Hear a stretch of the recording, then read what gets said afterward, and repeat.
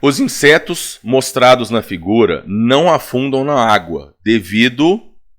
Então, olha só, isso é uma coisa muito importante e vamos só entender por que isso acontece.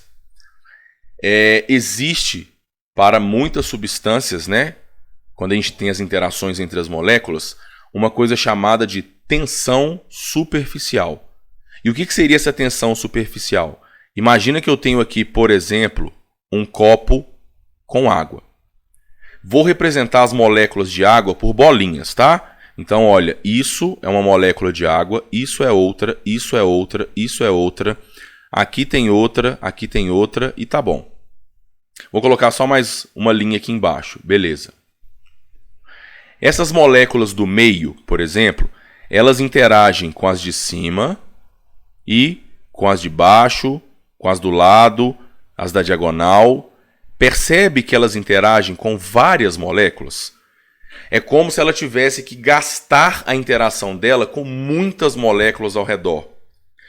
As moléculas que estão na superfície, elas interagem com as moléculas que estão do lado e com as moléculas que estão embaixo dela. Não tem moléculas mais acima delas. Então, percebe que as moléculas da superfície interagem com menos moléculas? Se elas interagem com menos moléculas, a gente pode afirmar que a interação delas com menos moléculas tende a ser uma interação mais forte. E isso é o que a gente chama de tensão superficial.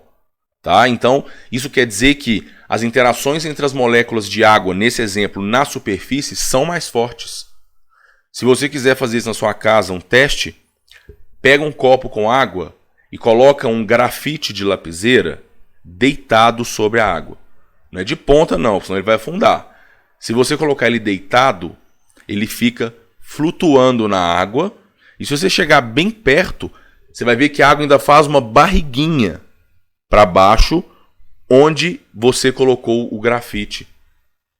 Isso é porque o grafite está pesando ali, ele tem tudo para afundar, só que essa tensão superficial consegue segurar com mais intensidade isso daqui, e evita então que o grafite afunde. E isso é devido à presença de quê? Olha, resposta letra A. Pontes de hidrogênio em função da elevada polaridade da molécula da água.